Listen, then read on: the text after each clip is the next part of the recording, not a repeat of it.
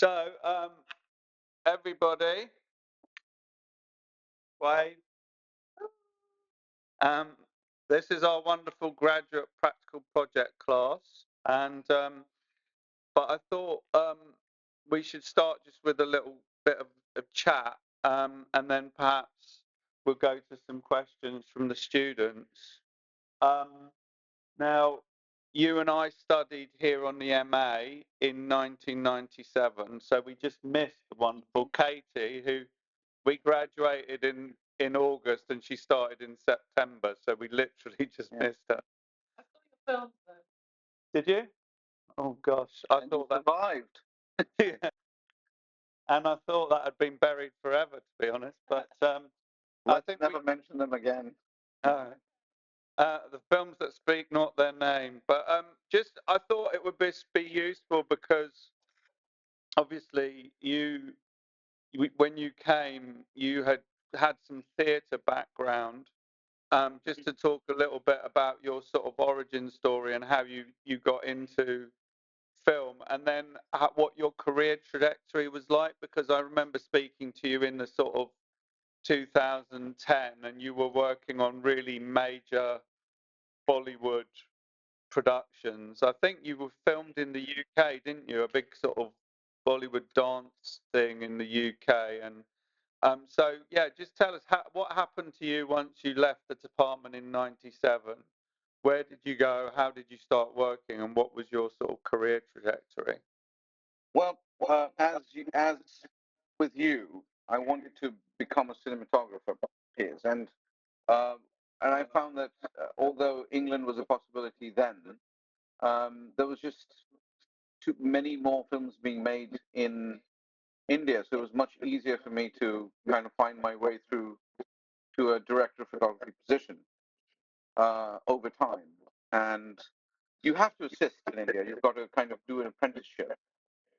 Is the audio okay? Because I'm getting some sort of weird feedback. The audio's good here. Okay. Yeah. Then I'll just keep going.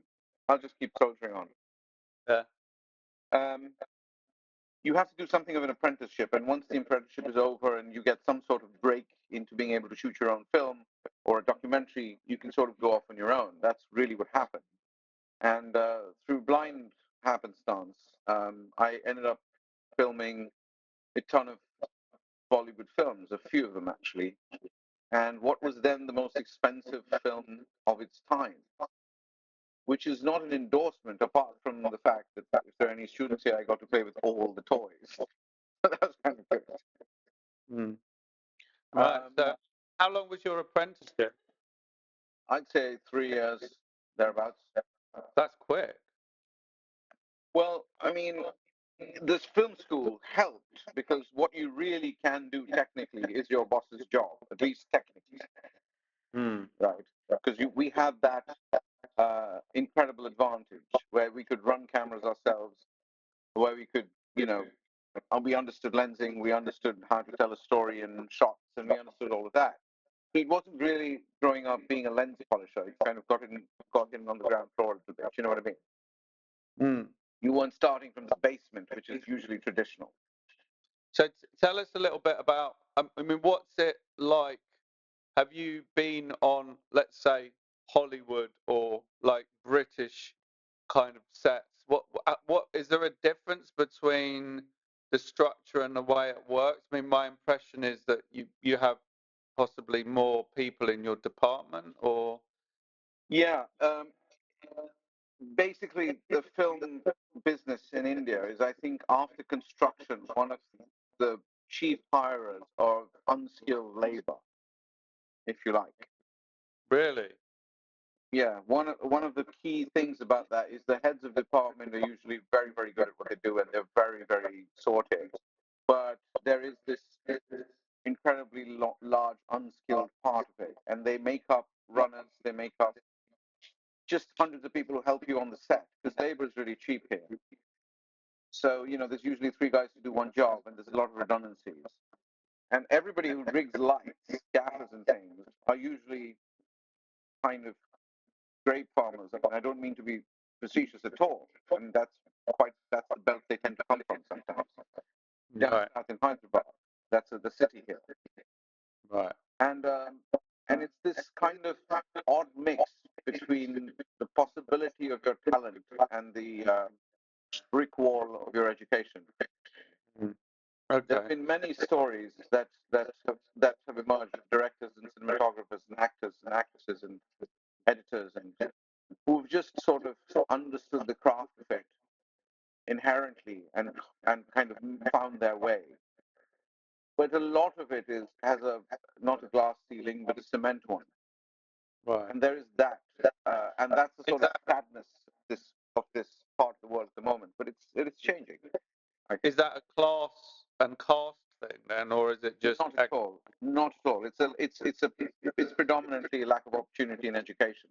So every time we get into positions of some influence, uh, it's largely the apprenticeship that gives you the latitude to assess, Right. if you like. I hate to think of film as being a pyramidical hierarchical structure, but it can be. Hmm. So, how when did you did film that was the most expensive film of its Yeah. time? What year was that you were making that? I want to say 2002 or 4 or something like that. I'm in So, therapy to try and forget, actually. yeah. Well, that was only 5 years after you graduated. I mean, that's Yeah, pretty really much. so. And what's it like working in? Tell us a little. I mean, I'm not sure if you feel that you can tell me some of the stories that you've told that tell these guys some of the stories that you've told me about, let's say, some of the sources of money within the industry, and how the but also really interesting how the star system works in India, because my understanding is that there was a point at which, let's assume that it's no longer the case, but there was a certain amount of sort of gangsterism and Yeah. um, When we started out, it was less corporatized. It was something of the Wild West, where um, you had to, the director had to basically find someone called a financier, who is not necessarily a producer figure. mm, And usually that figure would pay a lot of money to be in this sort of quasi glamorous world. And this person would fund the film but would know nothing about making movies. So there was a sort of odd little dance that would happen between the people who actually wanted to make something of value, if you like, or make money off the project, that would then take this figure for a bit of a ride. And, right. it was kind of anecdotal and strange in them times.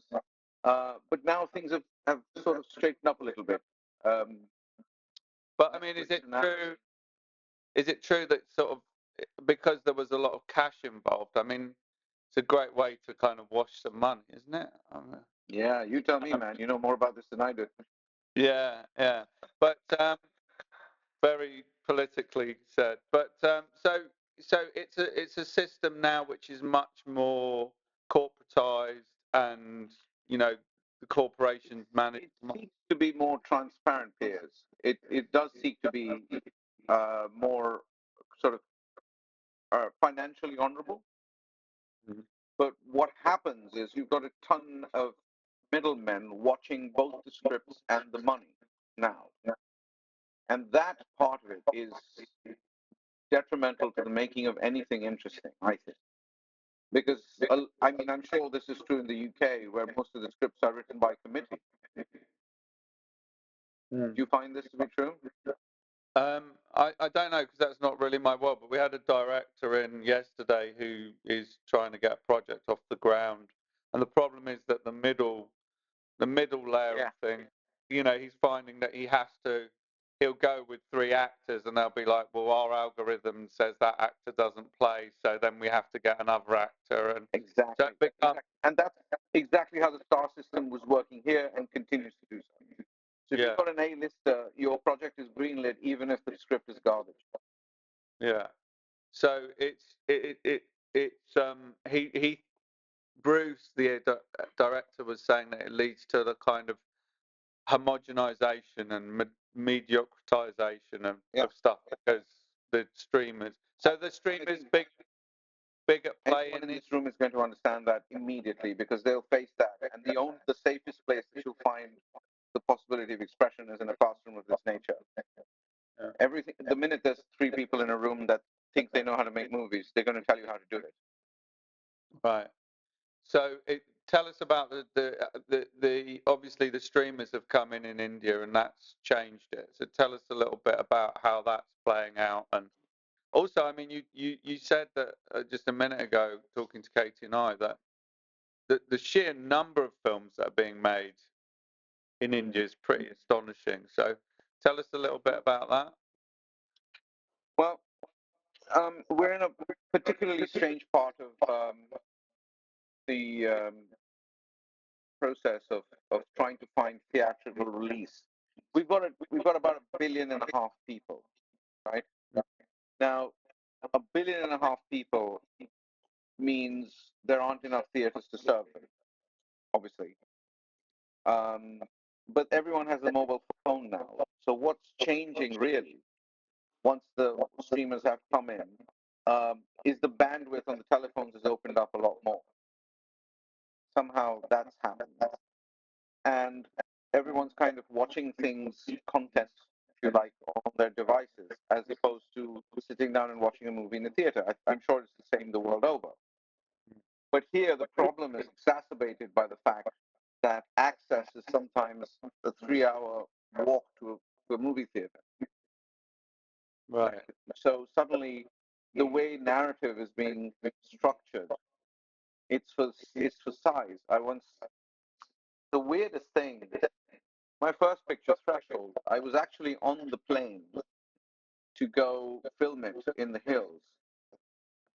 And there was a kid on the last row watching Lawrence of Arabia on his mobile phone. So I thought, well, that's fantastic because at least he's watching Lawrence of Arabia on his mobile phone.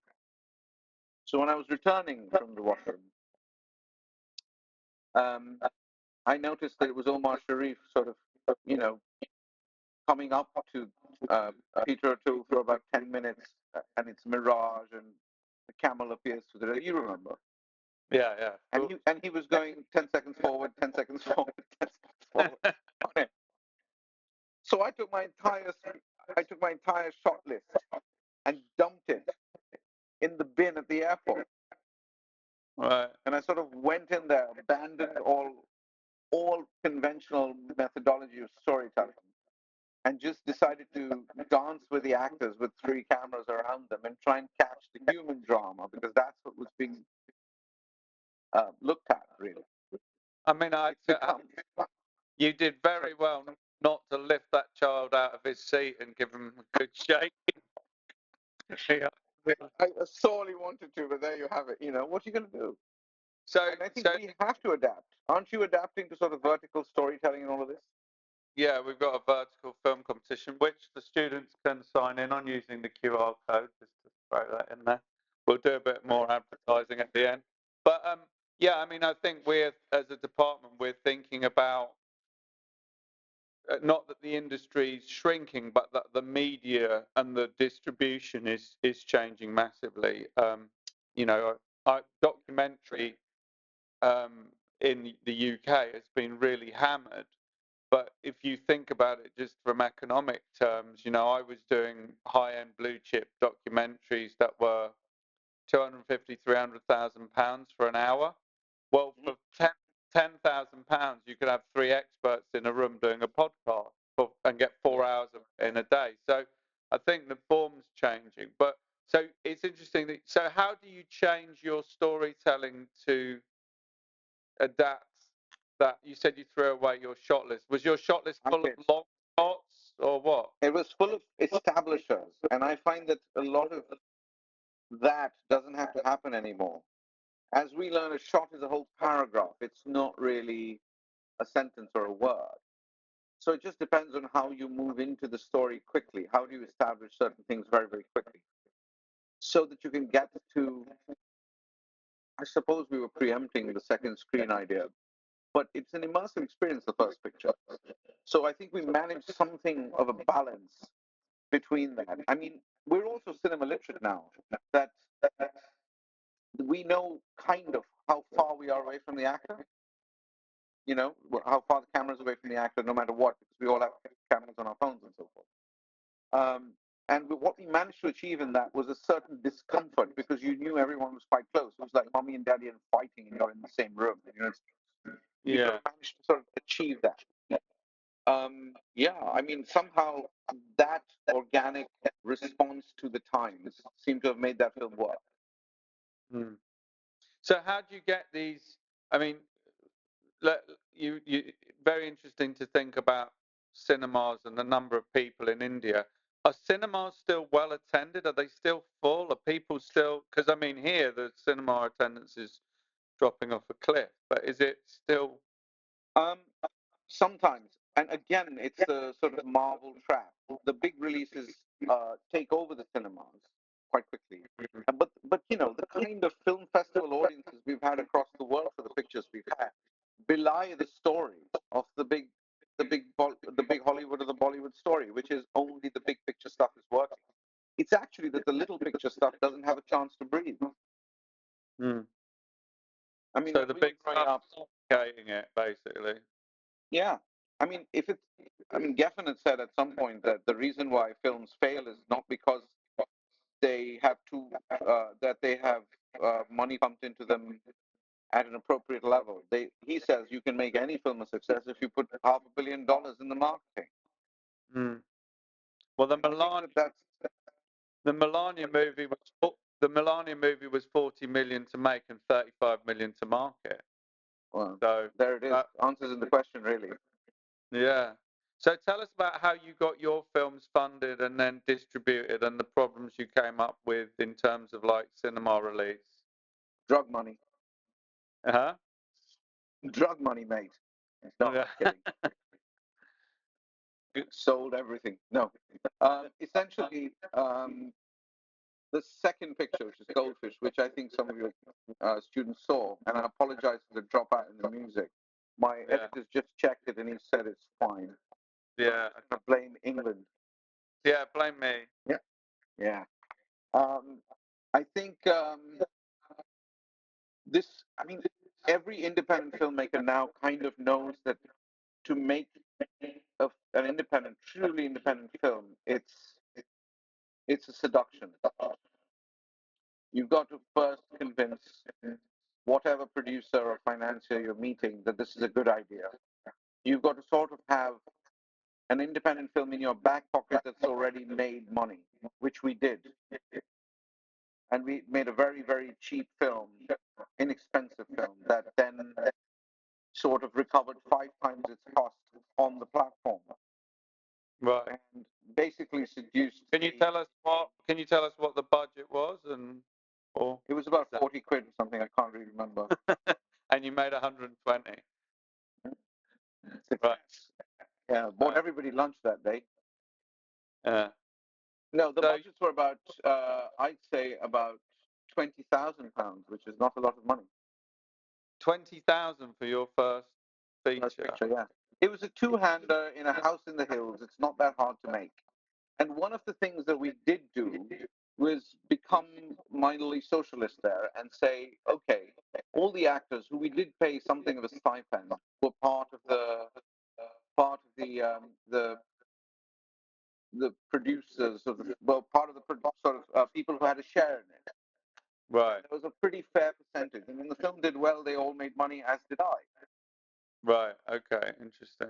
And so it became a truly collaborative, truly egalitarian process where everyone began to trust each other and thus give their best. It's the Mm. best kind of independent filmmaking. I mean, if you break it down, the trouble is I think we're trying to find conventional routes to beat people who have mastered and control the conventional route, both of making and distribution. Would you Mm. agree? Yeah. I mean, I certainly think that what you're seeing in documentary increasingly, at Sundance in let's say 2018 before COVID, every single film that was screened there would sell within a week. And now at Sundance, it's something like 25 or 30%. And a lot of the films being made independently by filmmakers, and then they're hoping for a distribution deal in the festival. So, people are struggling to find those routes for sure. I think the change will come, and the change is in the minds of the filmmakers and the producers. I truly believe that people who sell films to large conglomerates and wait for distribution expect a big wad of cash when they sell that film. That's the big dream, right? And I think it's changed now. I think it's going to be drip irrigation if you are a truly independent filmmaker. You're going to have to risk it. Because whatever this bubble is not going to last long. But you can't wait for them to change the structure. You're going to have to do it. And that's what we did. Mm. So because you had done this film and made money on it, you come with another project. And I mean, tell us about your lead, because some of the students may not know her, but I think she's pretty well known in India. Is that fair to say? Yeah, both the leads are in Goldfish as well as the first picture. The first picture had two guys who were incredible actors, Neena Gupta and Rajat Kapoor, who appears in the second film as well. Rajat does, and she was completely out of a job, and she was a wonderful actress. Is a wonderful actress, and I just rang her up and I said, I've got this part, and it's just you and this other guy. And we went up to the hills, and I said, give me 15 days of your time, and they did, and we came down off the mountain in 9. We had the feature film in 9 days. Wow. So, because I mean, Piers, you know how to shoot films. I mean, essentially, there's no mystery in it. You just make him stand at the right spot with the lights good, and then you shut up. If God is your gaffer, get out of the way. Yeah. Okay. So you so you made the first one in 9 days. But tell us Yeah. about the lead In the actress second one? in Goldfish. Yeah, because Yeah. Her name is Kalki Keklan. She's half French, half Indian. right. And she plays someone who is British, who's born in India, born in Britain. And her mum is, of course, a traditional-looking Indian woman, and her father is supposed to have been a sort of backpacker who she fell in love with, and they came here, and then he promptly died. So it's this person, this daughter, who doesn't look like her at all, and this woman growing up together at cultural loggerheads, Mm. and I'm assuming some of the people behind you have seen it, and so it's really about uh, someone ephemeral disappearing because of the disease, and someone trying to find themselves whilst reaching for that person who's disappearing. That's basically what it's about. But the actress who plays the daughter is, Yeah. I mean, my understanding is that she's been done quite a bit of kind of what we might call more studio stuff, and is a well-known Yeah. sort of celebrity. So Yeah. So is how the did other one, by the how way. did you? Uh, Yeah, the mum as well. Yeah, yeah, but yeah, how did absolutely. so? You're casting. You've got an independent film. You're super low budget. You didn't shoot for many days with that either, did you? No, 21, I think. 21 I days. think, I'm sorry, 19 days. 19 days, so very quick Yeah. turnaround. So, the, you know, you've got a kind of very high profile stars. How do you get them cast? How do you get them involved? Are they looking for stuff that's more interesting, or? Everyone is, and every single independent film is never going to be about capital. It's going to be about social capital. Right, You're going to go up to somebody and you're going to say, "You've seen my last film, yes, please. Do you want to work on something similar? Yes, please. Here's a script." right. It's like old Hollywood. You got to dress up as a waiter and slip them a screen. Yeah.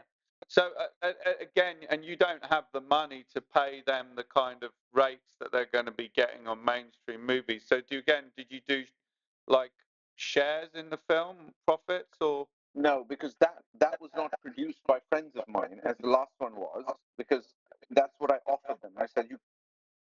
So here's the thing. I'm sorry, I'm changing tack slightly. The bigger the budget gets, is do you not find that it controls more and more of how the film is made? So when it was a small budget film, it was happy, joyful, a great set, everyone was equal, and it was fantastic, and we were able to do that sort of revenue share system. But the minute you have $500,000, which was the next picture, right? Everyone wants their money out first, obviously, right? So I think there is a sweet spot, particularly if you're a student and hungry, and I still am that person. I think deep inside, and I've worked with a lot of first-time directors because of it. They've got some sort of fire that I adore. They want to tell stories in a fresh and interesting way, and I want to be part of that immediately. And I think actors do as well. Because if you're jaded by the world and I'm jaded by the world, you can be damn sure that they are as well. Yeah.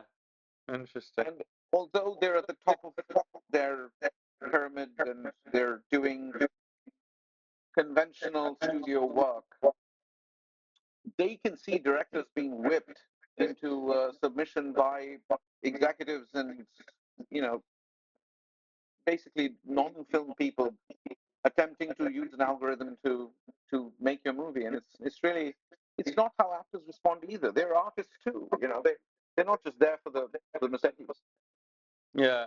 Well, I noticed that you may have shot and directed Goldfish, but you didn't edit it, right? So I think tell us about the kind of in your process the key collaborators that you work with and why you chose to direct and shoot as well.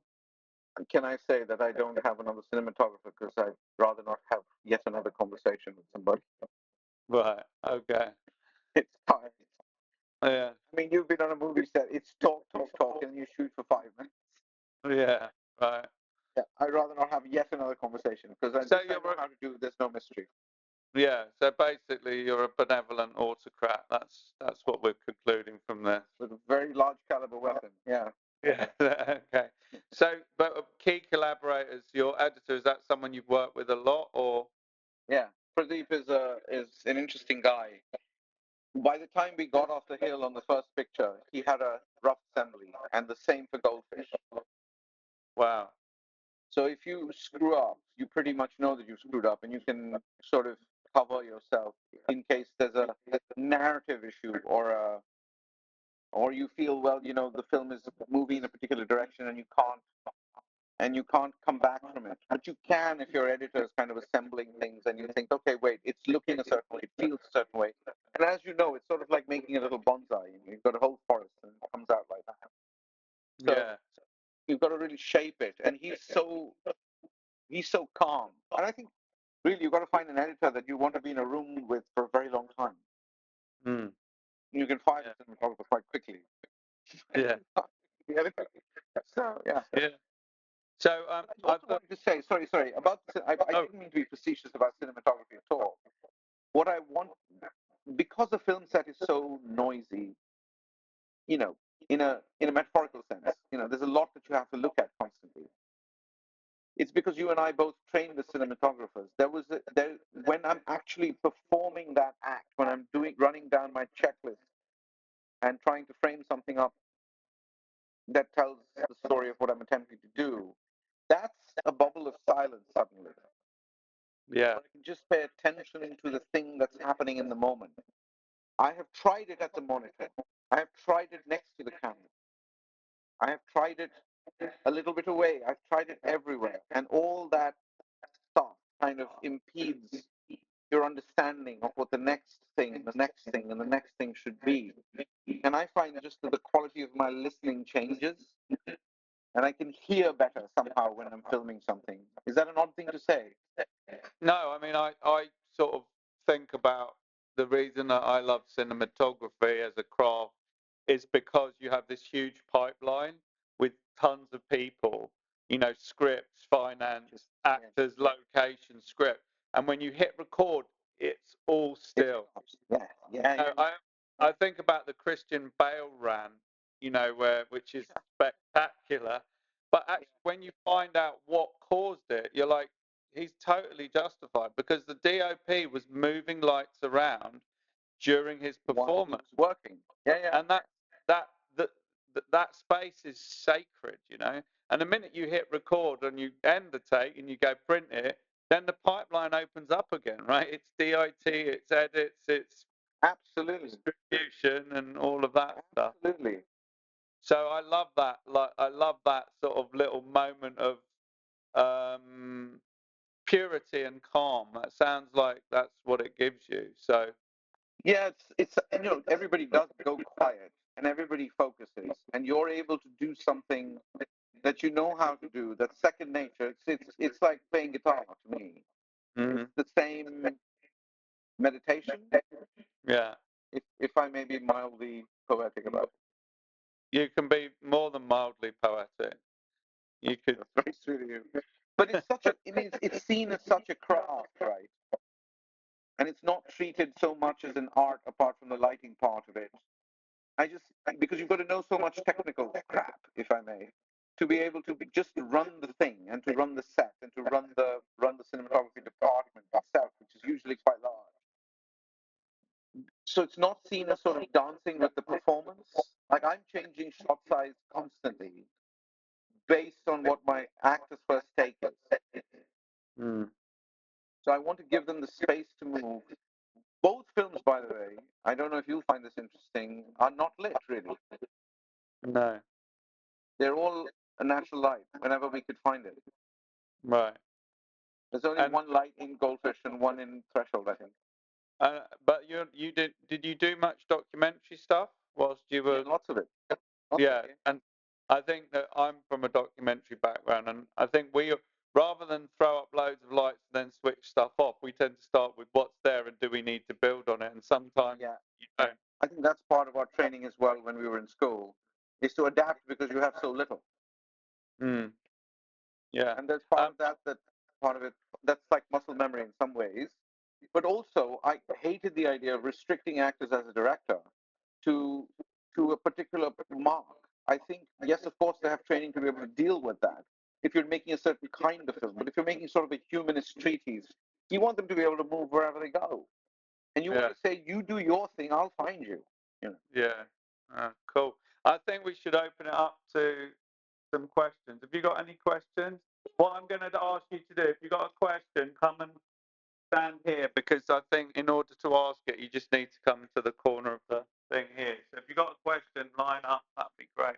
It's C- Katie. Can I just ask you a bit more about your background before? Because obviously you did an undergraduate degree in something Yeah. and then decided to do the MA. I just wanted to know what your background was because I know uh, Piers Bachelor's in English literature. you did English literature in the UK or in India? Now in India. Ah, and then you just saw this this course advertised online or something. No, online. We didn't Yeah, have online. I didn't know what to do, and I'd grown up around the theater, and I kind of understood how to speak with actors and things. And I realized that that way back then you had to. It was still the age of the specialist, Yeah, and now it's moving quickly to the age of the informed generalist, and sort of a certain kind of both technological and philosophical polymathery, if you like. And it was not the environment then. But I'm very happy I have the technical skill because now I can shoot my own movies, which is good. yeah, yeah. But And yes, I did know how to read closely, and yeah, that's really what movie making is. You've got to read both the moment, the script, and you've got to find as many layers as you possibly can.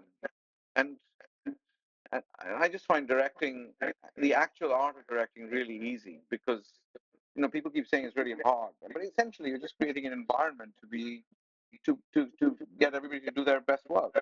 That's not hard. Get the catering right and get out of the way. yeah. I think it takes confidence, though, doesn't it, to know that you need to let people do their jobs and not be all over them all the time. Yeah, because the cinematography also helps you because you're kind of dependent on about 150 other departments. So you've got to just do your thing and trust that everybody else will do that. Cool. And also, Piers mentioned that you also do theatre. Is that right?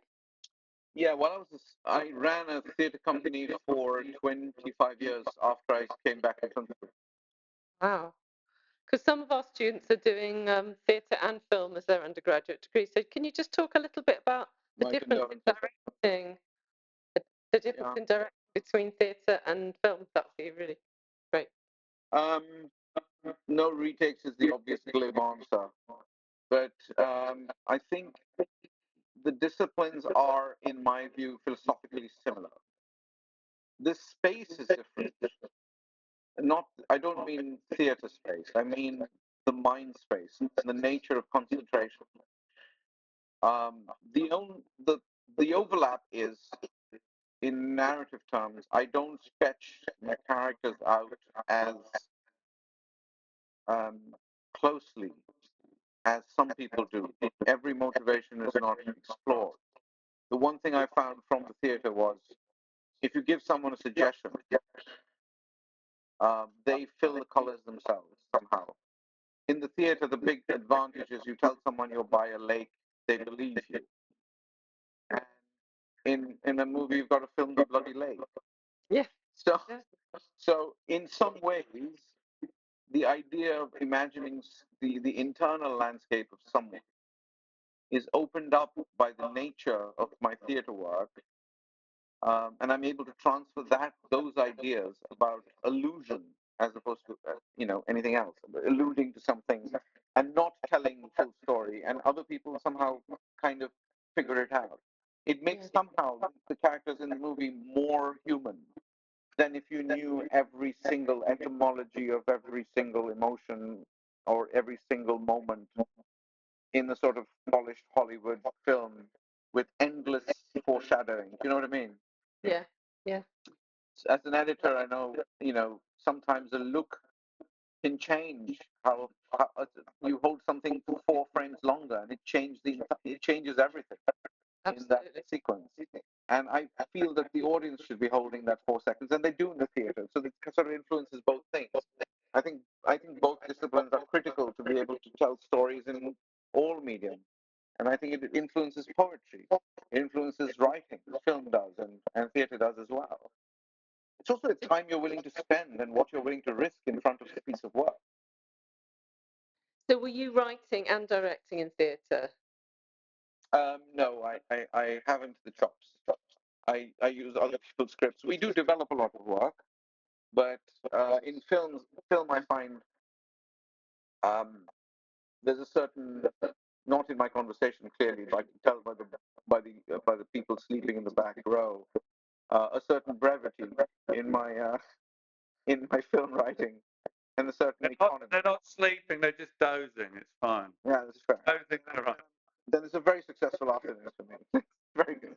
Um, yeah, I think that's the thing for me. I'm able to find that brevity um, in film and that sort of distillation.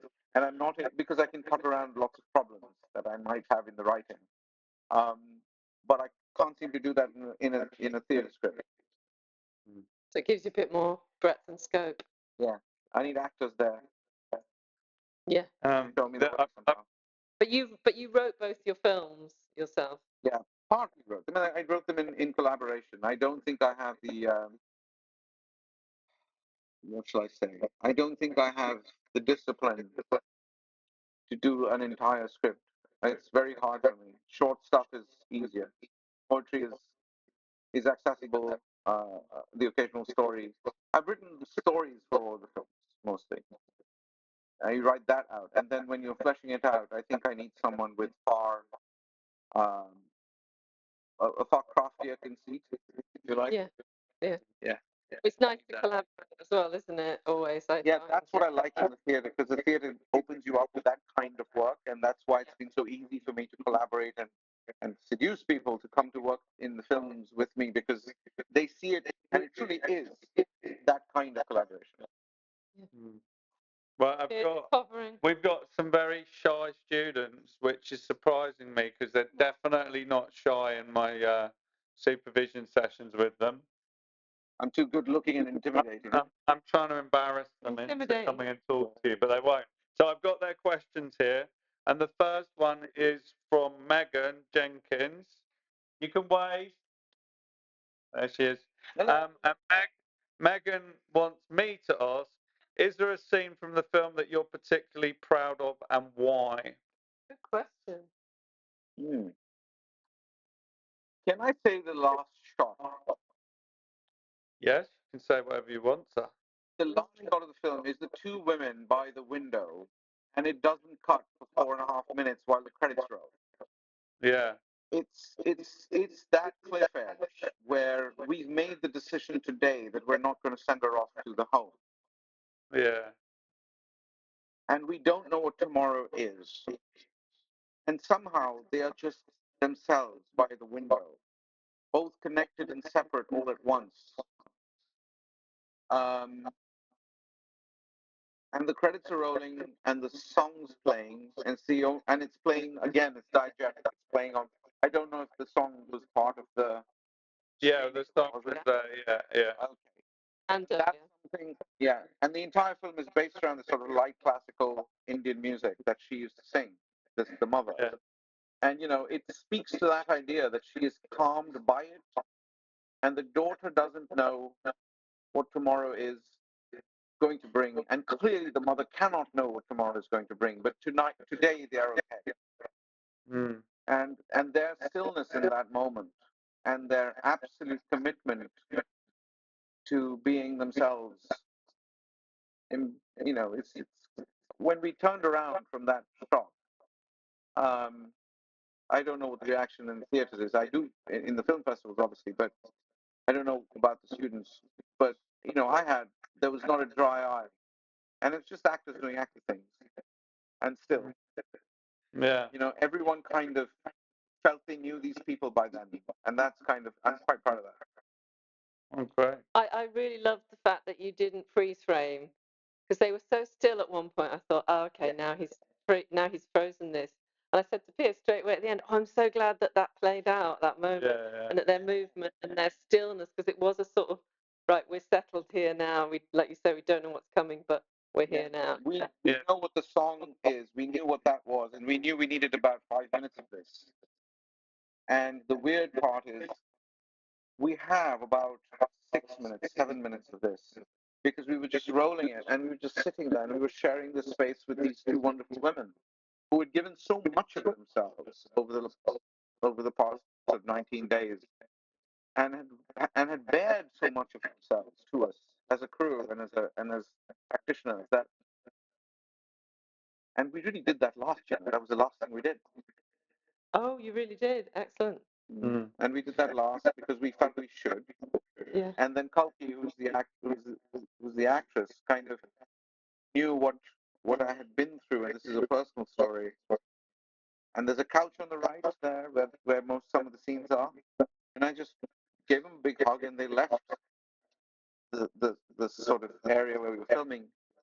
And I just went to sleep on the couch, and I woke up, and there was a coverlet over me, and she'd put it on, and it was exhausting, and she understood that. And that I'll always be grateful for that moment. So yeah, that's become my favorite moment in the film. Oh, great. Sorry, And then long answer, Megan. I'm terrible. no, lovely answer.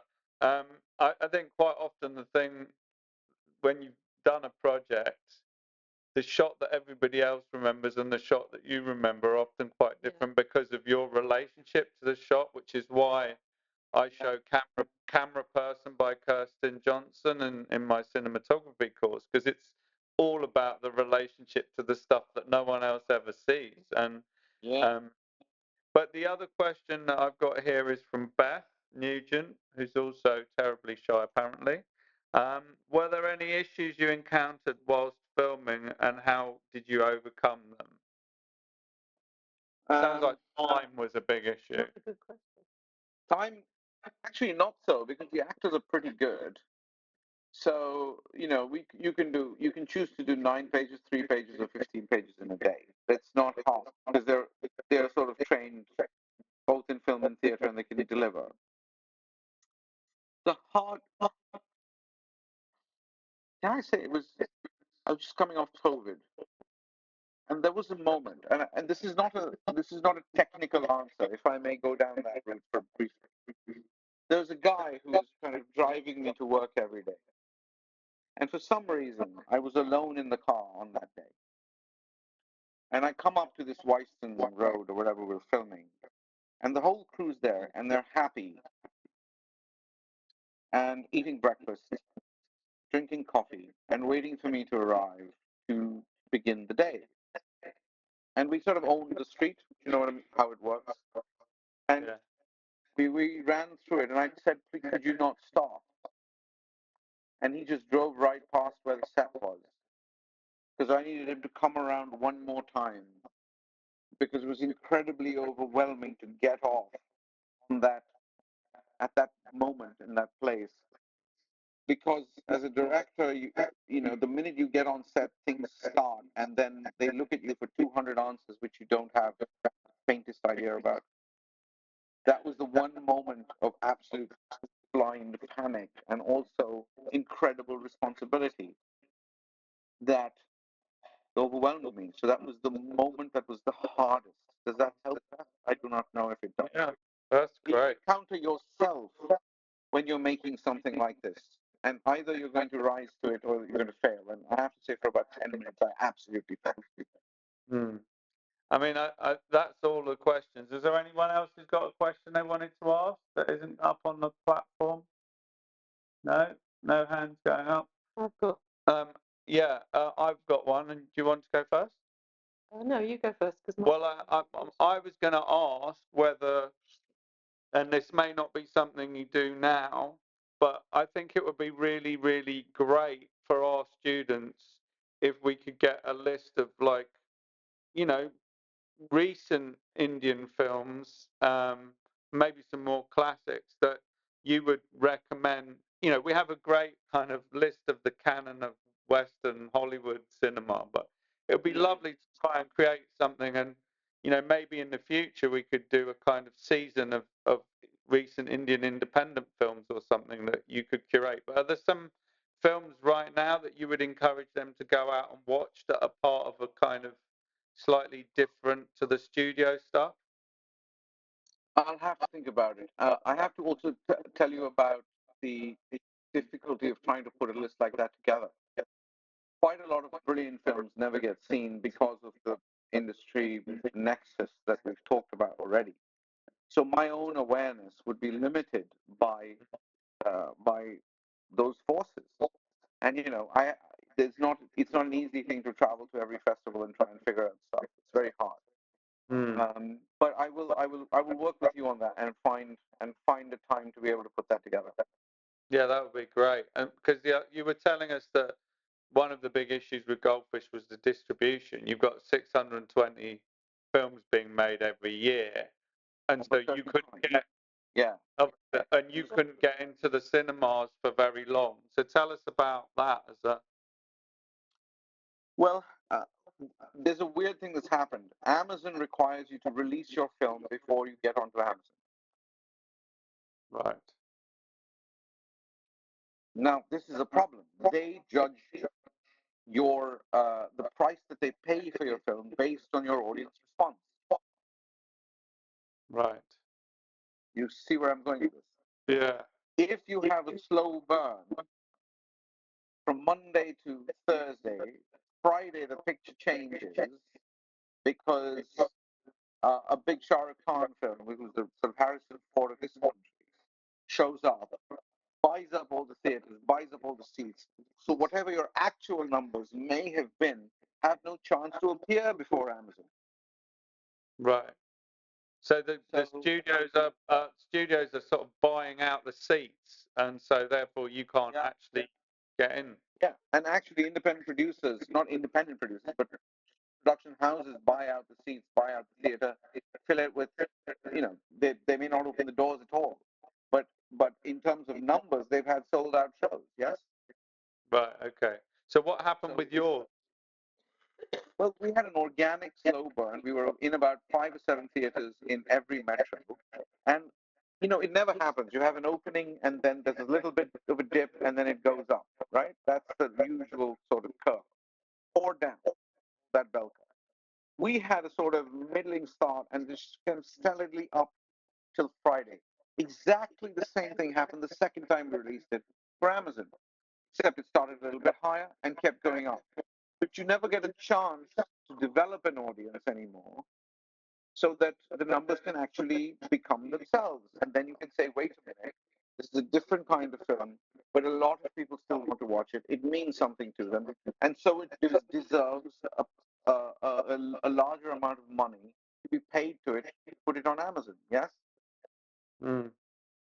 So clearly, it's like everything else, whether it's real estate or the auto industry. If you've got the money to push your product's the only one that's going to be seen. If you don't know there's an alternative, Yeah. how are you going to either buy it or sell it? Have you ever been to a film market in a film festival? No, I haven't. I've stayed away from them deliberately. You're a wise man, mate. I can tell you. If I'm at a film market, a film festival, at one point I was pitching my movie to everybody in the room. And I had a sudden moment and I said, wait a minute, how many of you are here buying movies? And there was no one. So the market needs two parties. Yes. Yeah. And good luck with a place like Cannes or something like this, where if you buy out a theater or something like that, the days of Guillermo del Toro running up there with, with a stapler and some posters and winning Cannes is gone. You can, if you have the money, you can put up a cat video. No one gives a shit. Mm. So the nexus is one of control and visibility. You can't buy a cup of coffee if you don't have an alternative coffee shop. You can't buy an organic cup of coffee or a new cup. It's just not going to work. It's all going to be Starbucks everywhere. Mm. Interesting. You had a question, I've got Katie? a couple actually. Are you pleased with Goldfish? Do you like it? Yeah. Look, I'll be honest with you. No film is ever the film you set out to make. Exactly. I don't care if you're Orson Welles or me. It's not going to happen. There's Yeah. stuff that happens in the middle that gets in the way. But I mean, Goldfish was supposed to be the packing sequence, which is the penultimate sort of sequence before she goes downstairs. Yeah. It was supposed to be that the whole film was supposed to be that sequence. Each item that she puts in the bag has a memory, and the and the sequence in which the memories appear make her make the decision at the end. That was the conceit of the film, which I thought was quite fun. Yeah. The minute I started doing it, there are people who were watching it who said, "Well, we don't really understand what's happening." So I said, "Well, look, the stuff exists to make it a linear narrative. Do you understand this?" So I did an assembly with a linear narrative. It didn't lose any of the emotional content of the picture. So it was kind of all right. Yeah. So is this in the edit push?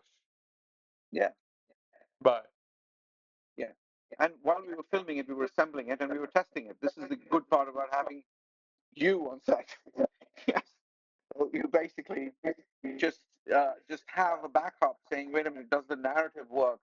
Because I mean, films lose their impetus in 100 different ways, as well and unless you're really on it, and there's nothing more of an acid test than sitting someone in front of the edit and going, well, what do you think? Yeah. Mm. As And long you as can it's never know. Pardon? sorry, as long as it's someone you trust to give you an honest answer, Yeah, absolutely, which is Yeah. hard. absolutely. Sorry, I interrupted. Very, very hard. No, Yeah. not at all. Please carry on. So if you had to make it again, is there anything you'd do differently? All of it. All of it. No. I mean, honestly, I would try to make the film we wrote, which was the lineup of memory and how every decision is on a knife edge, and you put it off to the last minute. Essentially, and we tried that with this as well. The trigger is the leaf that the guy gave her at the old Oh person's yeah. home, thinking it was 20 quid or whatever it was, Yeah. Mm. right? And for her, that's the trigger. Yeah. But I would have liked it to be able to be one of the mum's triggers or a song because memory is quite either olfactory or auditory in a particular way, and I would have liked to have made that connection somehow. I failed to do that. I Mm. still think it's somewhat effective as a narrative, but Oh, I think but it's it wasn't great. what I set out to do. Yeah. I'm I happy. think it works really. Yeah, I think it works really well because it's one of the moments that is visual storytelling. Instead of being told anything, she sees the leaf, and we all know that this guy's trying to get out, and so it represents hang on, do I want to do that somewhere? So I think it works very well, actually. Mm. But I can That's see why something you I might. fought for. And the guy who said, "Well, I want to see it as a linear narrative," didn't understand that moment. So I won that one at least. Yeah. That's good. The one Someone for waving me. back. Oh, Sorry. Yeah, go ahead. oh, he's stretching. Sorry, he's just woken up. It's working. But Yeah. I did have one question, which is I think that you're seeing quite a few films now dealing with these issues around dementia and stuff. Because obviously, generationally, we're now at a point where people are starting to live long enough that we're seeing more and more, and it's touching on more and more people's lives. Whereas I think in our parents' generation, you saw it a lot less because people tended to die of other Died stuff. quicker. Yeah. So, is there a reason that you chose that as a topic, or is there a personal relationship to that story, or? I don't think anybody in any room anymore doesn't know someone who's going through something of this nature. But Goldfish is not a film about dementia. Dementia is just the engine to examine identity and diaspora, I think. Hmm. So, and it's the clock, but it's an unspecific clock. It's classic screenplay writing, actually, Hmm. where you have this clock. She's going to do it. She's not going to do it. She's going to do it. She's not going to do it. But it's actually about why she would and why she wouldn't, and it's about this woman who was horrible to her daughter for a while, Hmm. and it's about reconciliation and forgiveness. So the men, it's not. I mean, a lot of journalists picked it up as a treatise on dementia, which it is absolutely not. Still, Alice is a far more effective treatise on dementia. My film is about these two girls. Hmm. I talked to some of my students about this from one of their projects. There's the sort of emotional core of the film, and then there's the yellow brick road, right, which is like the thing that gets you through the story. But really, The Wizard of Oz is about four friends who are kind of better together than they are as individuals. And so what you're saying is dementia's like the yellow brick road, but the emotional engine of the film is actually how do you reconcile with uh, Yeah. with those relationships between mothers and How daughters. do you forgive someone who is supposed to protect you but doesn't? Mm. And Piers, you and I, we've known each other a long time occasionally, I think every son, every daughter has this one moment where or many such, where they're entirely let down by a perfectly lovely parent. Mm. And that's the stuff we can carry. And I wanted to look at a moment where you had to distill those things so you could forgive, so you could continue, so you could find yourself. She's set up in a community. You want an interesting anecdote? Do we have some time? Yeah, but I think we're wrapping up with this anecdote. But yes, please do. Okay. Oh. There was this moment where she slips and breaks she dislocates her shoulder, and they don't want to go to the hospital.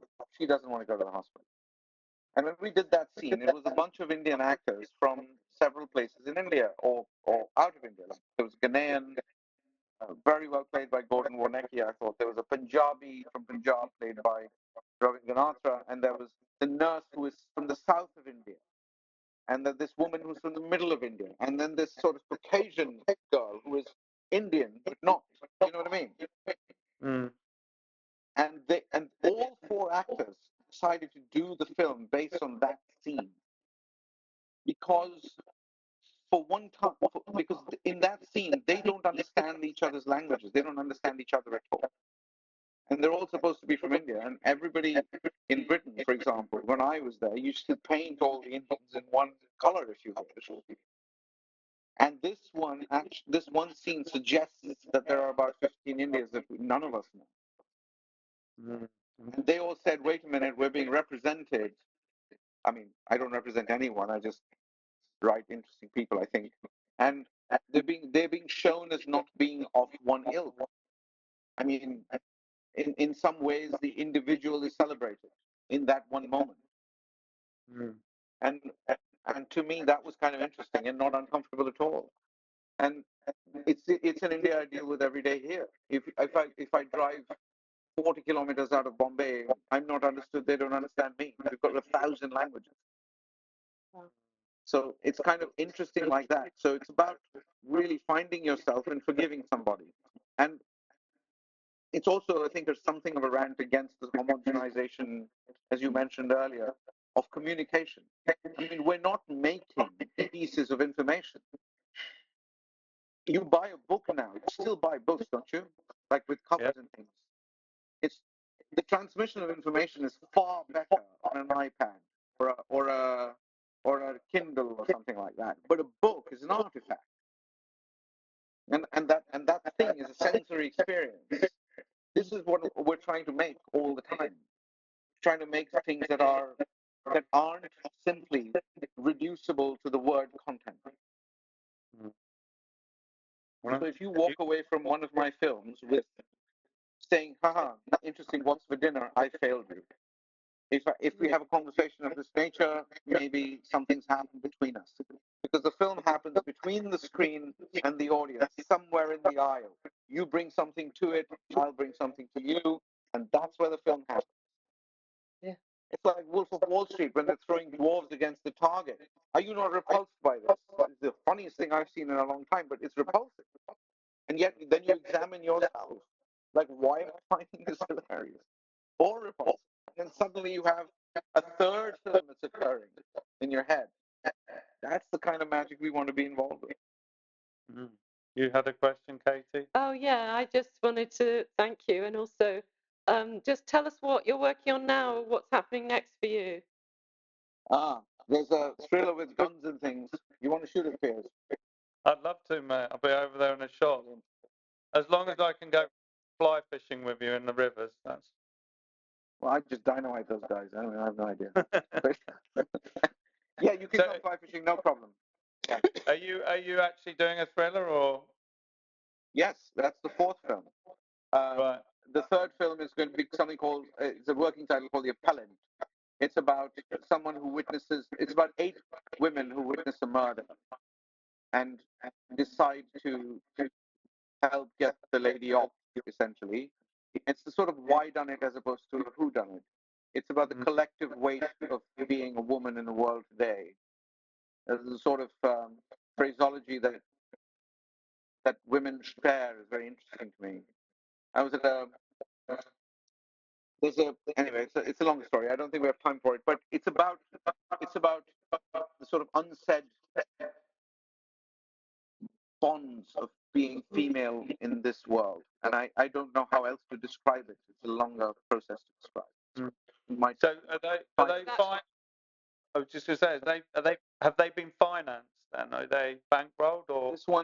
This one I had a Netflix pitch recently, and we've been called back into Amazon to pitch.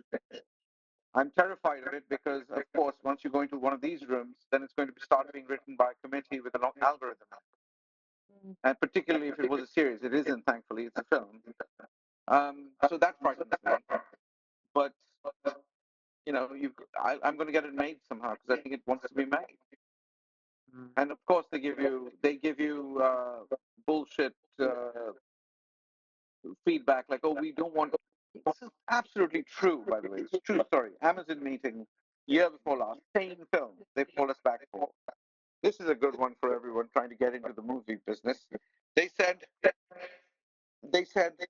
oh yeah, thanks. We don't want anything in the woman's space. So I thought, well, what do you want? This is India, Amazon. I mean, it's ridiculous. And I said, well, what do you want? I said, do you have anything? Then they said, do you have anything in the horror space? I said, yeah, I do. Well, what's that? They said. I said, well, this meeting, and then I left. Ah, brilliant. I mean, we've got to fight these sons of whatever at every moment. I think we've lost our phraseology. We've lost common decency, and people who are more gym than library are running things. I don't understand any of it, but I'm gonna be around and punch above my weight, which is considerable. Are you going to shoot that in the UK or in India? that's a really Bombay film. But the fourth one, which is the one with the guns and the paratroopers and all of this, that's going to happen. I think it's sort of location agnostic, as most thrillers tend to be, but it's a proper thriller. I like it a lot. We've written it. It's called The Glass Eater, because there's a little ritual that happens with the airborne troops in India, where once they graduate after their 20 jumps and all of this, they actually shatter a glass and eat it. So Oh my God. Wow. yeah, we're a really gentle culture. Yeah, well, if I come and shoot it for you, I promise I'll be absolutely silent for the whole shoot and won't say a word. How's that? Yeah, You're we're not perfect gonna still talk. to talk about. Much like film school, we never talk to talk. All right. Does anyone have a final question for Pushan? If not, should we just all say a huge thank you? Thank you. Thank you. Don't be silly. It's been a joy. Ooh.